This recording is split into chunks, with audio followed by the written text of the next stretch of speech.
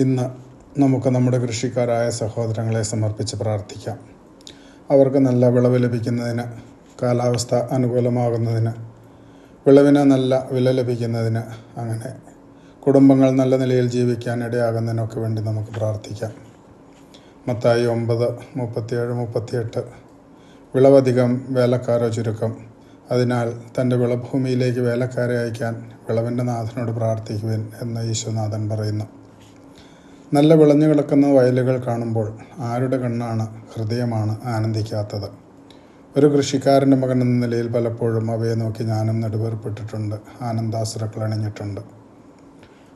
വിളവ് നഷ്ടപ്പെടുന്ന അവസരങ്ങളും വിളവിന് തക്ക വില കിട്ടാതിരുന്ന അവസരങ്ങളും കിട്ടിയ വില ഉപയോഗപ്പെടുത്താൻ പറ്റാതെ പോയ അവസരങ്ങളുമൊക്കെ ജീവിതത്തിൽ അനുഭവിച്ചിട്ടുണ്ട്. ഇന്ന് നല്ല തമ്പുരാൻ പറയുന്നത് വിളവ് നശിക്കാതിരിക്കാൻ കൂടുതൽ വേലക്കാരെ അയക്കാനാണ്. ആവശ്യത്തിന് വേലക്കാരില്ലാതെ വരുമ്പോൾ പാകമായ വിളവുകൾ നശിച്ചു പോകും. ചിലപ്പോൾ കാറ്റും മഴയും ആലിപ്പഴവും ഒക്കെ അവയെ നശിപ്പിക്കും. വന്യമൃഗങ്ങൾ നശിപ്പിക്കും. അപ്പോൾ നല്ല വിളവുണ്ടാകുക, അത് സമയത്ത് എടുക്കാൻ സാധിക്കുക, ഉപയോഗത്തിൽപ്പെടുത്തുക എല്ലാം ദൈവത്തിൻ്റെ കൃപയാണ്. അത് നാം പ്രാർത്ഥിച്ച് നേടേണ്ടതാണ്. സങ്കീർത്തകൻ 126:6 പറയുന്നു, വിത്ത് ചുമന്ന് വിലാപത്തോടെ വിതയ്ക്കാൻ പോകുന്നവൻ കറ്റയണിഞ്ഞ് കറ്റ ചുമന്ന് സന്തോഷത്തോടെ വീട്ടിലേക്ക് മടങ്ങും.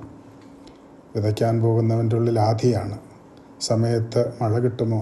കീടങ്ങൾ തിന്ന് നശിപ്പിക്കുമോ? വിളയാകുമ്പോൾ വില ലഭിക്കാതിരിക്കുമോ? എൻ്റെ അധ്വാനമെല്ലാം വെറുതെയാകുമോ?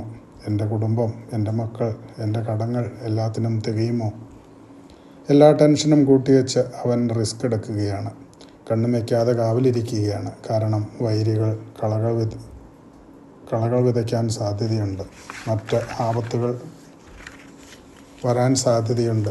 എല്ലാം കഴിഞ്ഞ് വിളവെടുത്ത് തിരിച്ചു വരുമ്പോൾ അവൻ്റെ ഉള്ളിൽ സന്തോഷമുണ്ട്, സംഗീതമുണ്ട്, നന്ദിയുണ്ട്, എല്ലാം ശരിയാക്കി തന്ന നല്ല ദൈവത്തോട്. പിന്നെ അവൻ കണക്കുകൂട്ടലുകൾ ആരംഭിക്കുകയാണ്. നമുക്കറിയാം, കുറച്ചു കാലം മുമ്പ് ഇങ്ങനെ കണക്കുകൂട്ടിയിരുന്ന വിളകൾക്ക് വില ലഭിക്കാതെ വന്നപ്പോൾ, ലഭിക്കാൻ സാധ്യതയില്ലെന്നറിഞ്ഞപ്പോൾ നമ്മുടെ കർഷക സഹോദരങ്ങൾ വർഷത്തോളം നീണ്ട സമരം നടത്തിയിരുന്നു. അത് ശരീരത്തിൻ്റെ വേദനയേക്കാൾ ആത്മാവിൻ്റെ നൊമ്പരമായിരുന്നു. അതുകൊണ്ടാണ് ചിലർ ജീവൻ പിടിയാൻ പോലും തയ്യാറായത്.